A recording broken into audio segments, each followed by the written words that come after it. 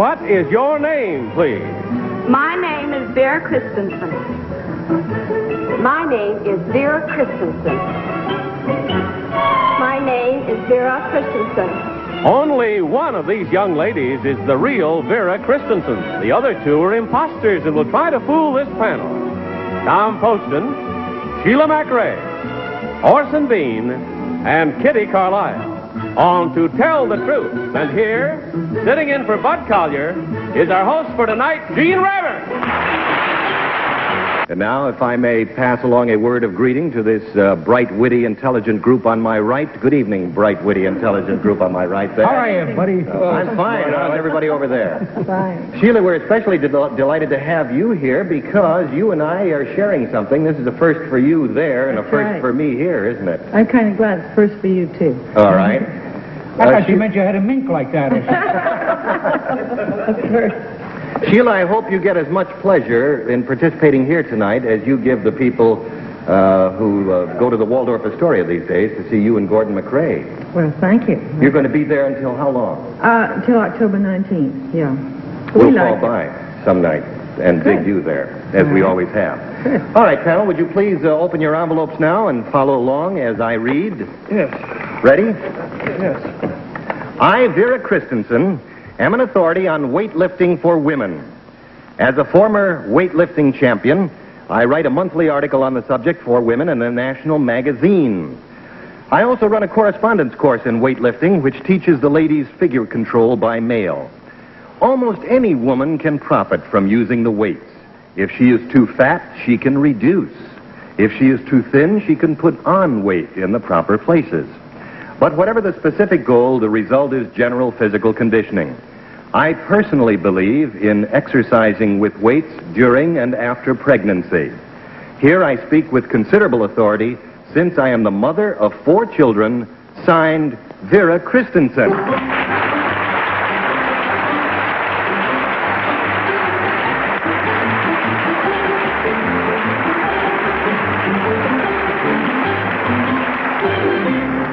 All right, these 3 bodies beautiful are now seated in their places, and all of these young ladies panel claim to be Vera Christensen, who believes in figure building through weightlifting. And let's start the questioning tonight with Kitty Carlisle. Thank you, Gene. Number one, it says here that you can put on weight in the proper places. Where can you put on weight by weightlifting? In the proper places. Well, whatever the proper places are for yourself. What do you consider that? Well, what a person would need in forming their body. For these areas, we can help you develop. Thank you. Number two, how heavy a weight do you think it's proper for a woman to finally learn to lift? She lifts the weight of her weight. As The no individual more. person. Each No. one can lift the weight of her weight and no more. Gradually, she works up to that, yes. Number three, how long do you think a pregnant woman should lift weights before delivery? She can do it all the way up to delivery if she has been exercising before. All right, Kitty, your time is up. Tom? Gene, Yes? I'm not going to tell you that I'm familiar with one of these young ladies because I wouldn't want to get that impression created in the minds of the audience, but I think that I recognize one, and I think I'd better not ask the other two any questions because that's not the way we play this game. All right, so you're going to disqualify yourself, Tom, and later on, when we come to the final tally, that will count as an incorrect vote. So let's turn to Sheila McRae. Well, number one, what area cannot be changed at all by exercise? There's a certain area of the body. Well, the bust line for ladies is very difficult to develop.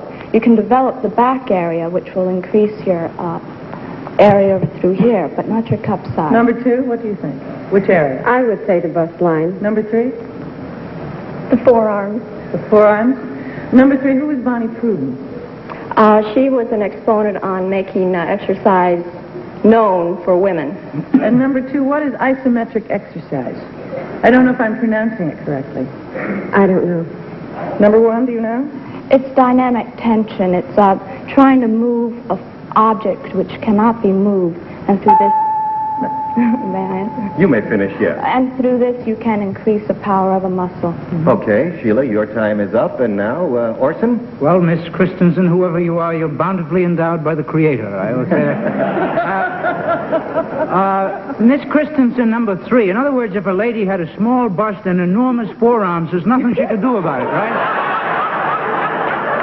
I mean, she's had it with your system, is that it? Next question, Orson. Oh, all right, I won't pursue it.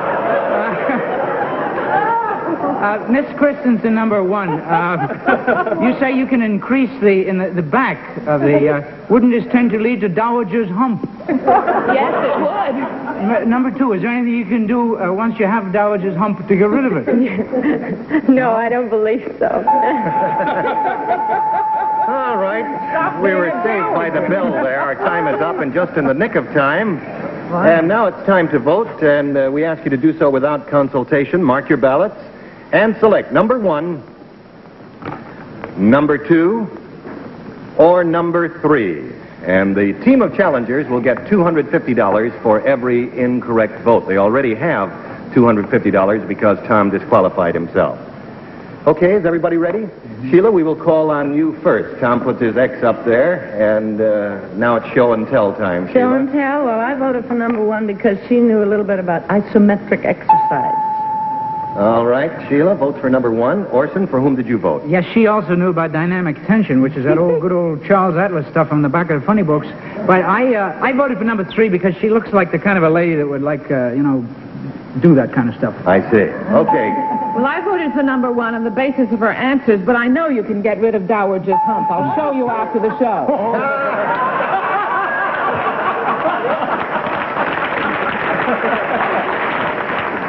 But number 1 smiled when you said she had 4 children with a kind of pardonable pride. So I think it's number 1. So number 1, you think so? Yeah. All right, all the votes are in, and they've all made up their minds. And now let's see which of these 3 young ladies is the real figure builder through weightlifting. So, will the real Vera Christensen please stand up?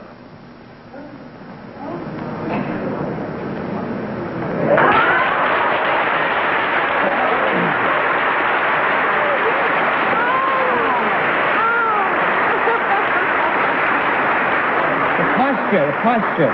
She does have excellent posture. Tom, you happen to know one of these young ladies, or thought you... No, I just wanted to, desperately. Oh, I see. So you just disqualified yourself on that basis. I think I recognized the young lady in the first chair. I see. I think we attended the same dance classes together. She may not know me, but I know her. I wonder why. Well, I think you did the correct thing, Tom, in disqualifying yourself. If there was any shadow of doubt, you did well there. Okay, now, number 1, will you tell us who you really are and if you did attend this dance class with Tom Poston? Well, my name is Lynn Fraga, and I am the lifeguard at the New City Squire Motor Inn here in New York.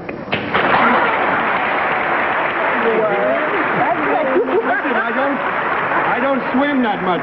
But does the young lady know Frank Wagner? Do you know Frank Wagner? Yes, I know Frank Wagner. Frank Wagner is a dance teacher here in New York City. Well, you know Frank. Yes, I do. I was in his class, too, but I was hoping that wouldn't come up. Okay. Now, number 2, would you tell us who you are?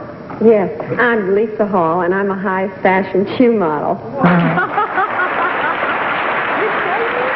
Okay, so there were 3 incorrect votes there. That's a total of $750 and from Winston Cigarettes, and we thank you very much. A very best of luck to you. And on your way out, there'll be a carton of Winstons for each one of you. Thank you, ladies, and good night.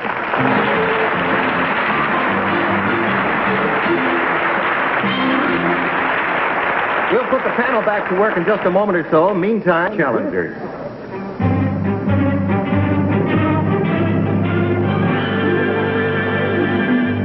What is your name, please? My name is Fred Cervenka. My name is Fred Cervenka. My name is Fred Cervenka. All right, panel, please listen while I read. I, Fred Cervenka, own a duck and goose farm. I specialize in weeder geese. These birds have a special appetite for weeds, especially those weeds which are the natural enemies of the cotton farmer. 12 geese will do as much weeding as one man with a hoe. They work from dawn to dusk, 7 days a week, and will even do a bit of extra weeding on bright moonlight nights. The use of weeder geese has reduced the cost of growing cotton and increased the yield per acre. I sell 100,000 hungry geese each spring. It's rather a neat arrangement. The fields get weeded and the geese get fed at the same time. Signed, Fred Cervenka.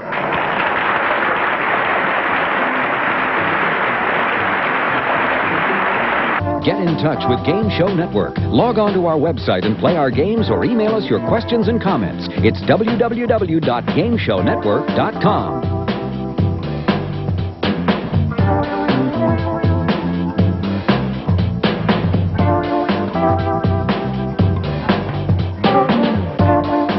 All right, panel, all of these gentlemen claim to be Fred Cervenka, breeder of weeder geese. And let's begin with Sheila McRae, shall we? Number one, what are the names of the weeds that are injurious to cotton? Well, Johnson grass is very injurious to cotton. Number two? Johnson grass, as well as several other grasses, crabgrass, nut grass. Number three, what is Queen Anne's lace? Beg pardon? Queen Anne's lace. That is a weed. Number one, what exact time of the year do these geese breed? Usually in the spring of the year. Number two, how much physical difference is there between a weeder geese and a mallard? Physical attributes. Well, mallard is a wild duck. Wild duck, yes. What is the physical coloring, the coloration? Well, mallard is green and green head and brown body, where...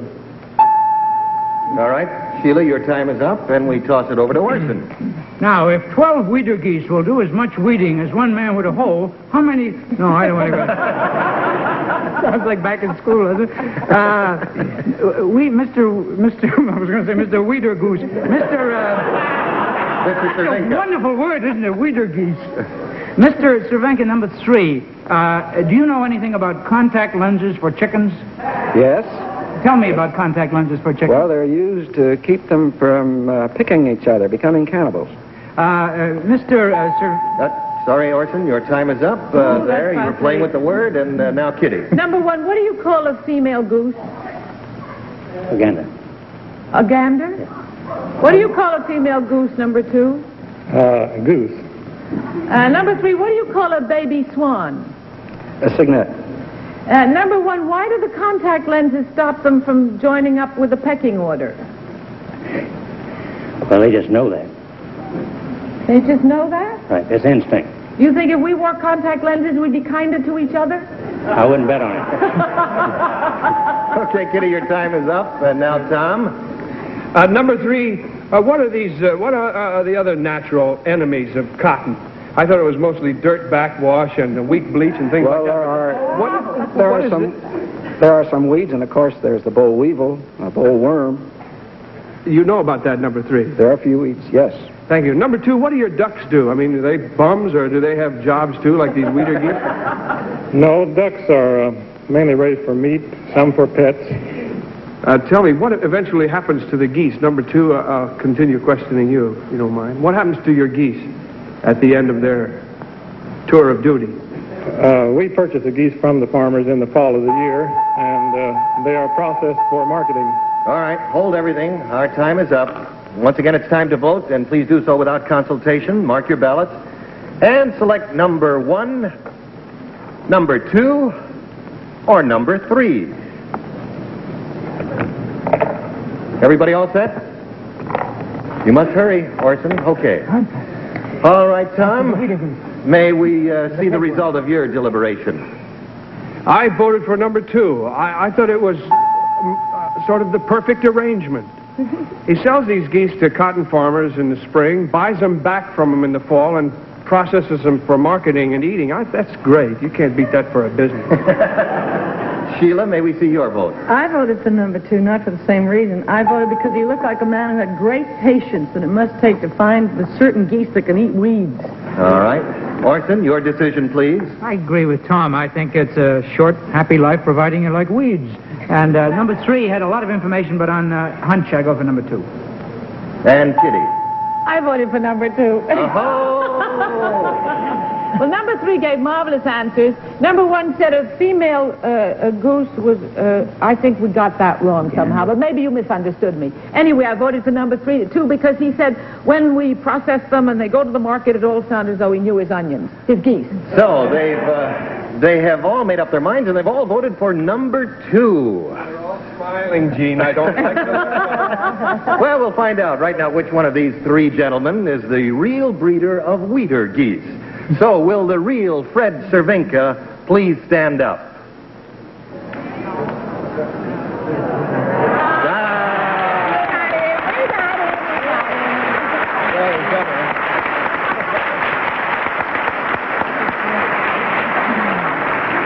Panel, you were absolutely superb in that. May I point out that Fred Cervenka raises his wheater geese at the Heart of Missouri Poultry Farm and Hatchery. That's the place where he does this sort of thing.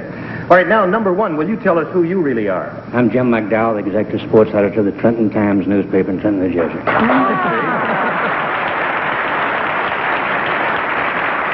And number 3, how about you? I am Clarence Nash, the original and only voice of Donald Duck.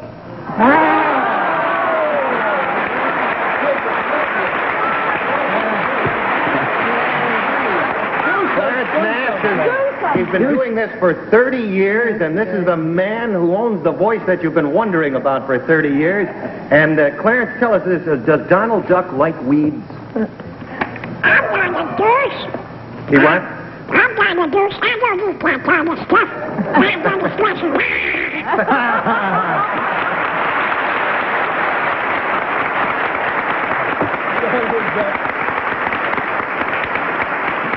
Well, I thank you very much, Clarence, for being with us tonight, and it's a pleasure to meet you at long last. And gentlemen, we thank all 3 of you. There were no incorrect votes. However, you do get $150, and the carton of Winston cigarettes will be waiting for you on the way out. Thanks very much for being our guest tonight. Good night.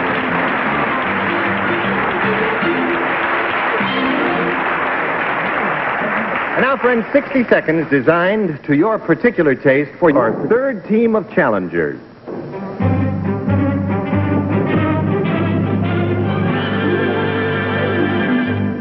What is your name, please? My name is Robert Prescott. My name is Robert Prescott. My name is Robert Prescott. All right, panel, you may listen while I read. I, Robert Prescott, was an original member of the Flying Tigers. Our group flew during World War II as volunteer members of the Chinese Air Force under General Claire Chennault.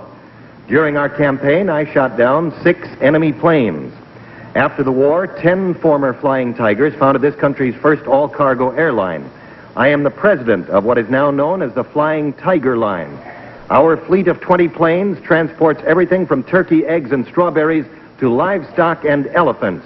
Our motto is, we fly anything, anywhere, anytime. Signed, Robert Prescott.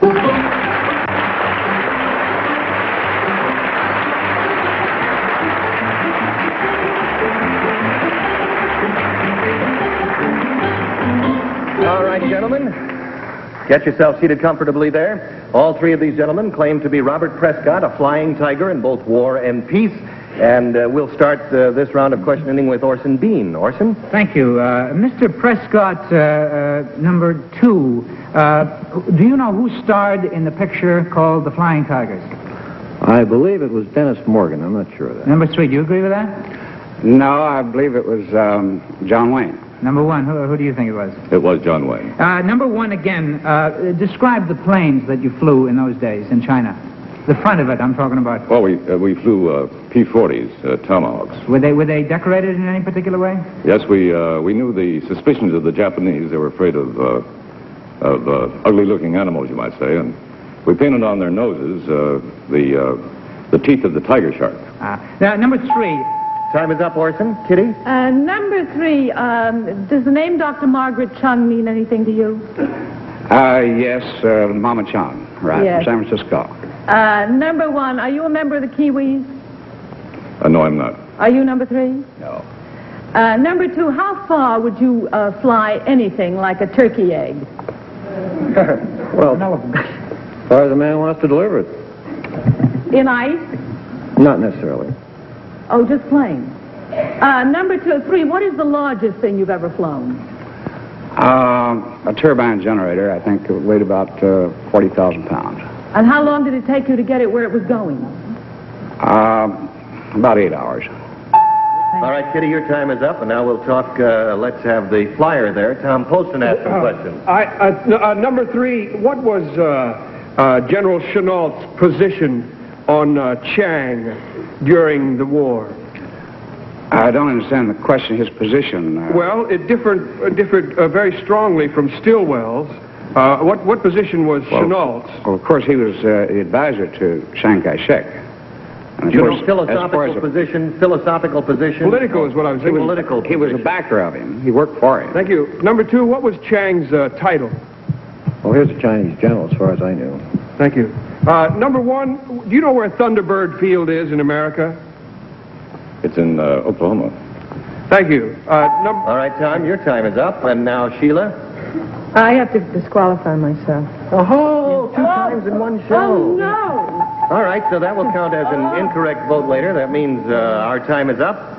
And we ask you to make up your minds at this time and vote for number 1, number 2, or number 3. Everybody ready? Yeah. Okay, Tom, show and tell time again. I voted for number 3. The reason I chose this as my show and tell for today was because Chang was a generalissimo. I think you probably would know that. And it's true that they had different opinions about Chang, Stilwell and Chenault. And Thunderbird Field, both of them are in Arizona. Okay, Tom. Now, Sheila's vote will be an incorrect one, and we'll swing over to Orson. Yes, I voted for number 3 as well. I thought he looked he kind of the John Wayne type, weather-beaten and fierce. I see. You're weather-beaten, number 3. Kitty, what do you say? I paid no attention to what Tom said because he's fooled me before. I voted for number 3 because Dr. Margaret Chung had an organization called the Kiwi. She was rather the patron saint of this flying tiger thing, and I happen to be an honorary Kiwi. Oh, well, we're all happy to know what a Kiwi is now. Well, there you are. Everybody votes for number 3, and it's either going to be a bust or a great success here now. We'll find out in a moment or so which of these 3 gentlemen is the real flying tiger in both war and peace. So, will the real Robert Prescott please stand up? Well, if it hadn't been for Sheila, we'd all go home broke.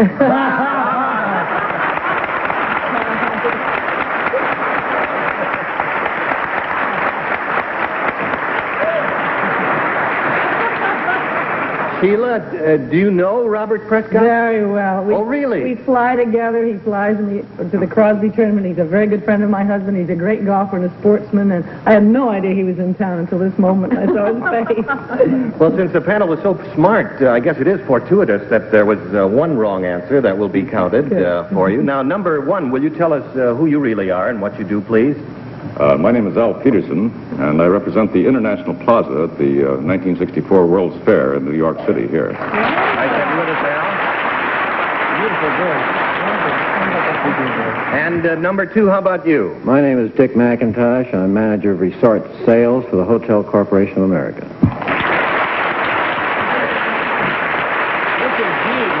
Yes, Tom? If I have a second, I think that those guys that were flying in the Flying Tigers were some of the best pilots that we ever turned out of this continent. That's true. They weren't all from America, but they were great guys and great flyers. And we're lucky to have Mr. Prescott on. They did a good job over there under very, very trying conditions. Indeed, you're absolutely right, Tom. It was a great moment in American history. So, thanks to the personal acquaintanceship between Sheila and Mr. Prescott, there was one incorrect vote, $150 for you gentlemen, and a carton of Winston's for each of you. Thank you so much for being with us on To Tell the Truth. Good night. I wouldn't be human if I didn't make one goof, and I did, and I'll tell you about it.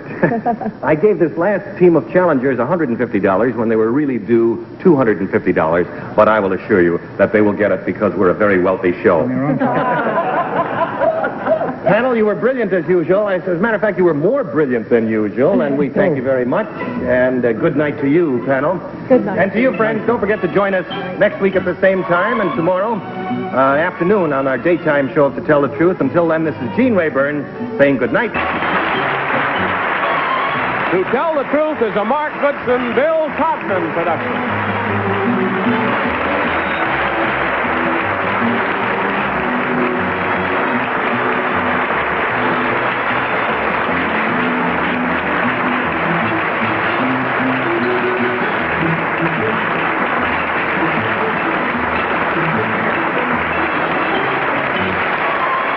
Please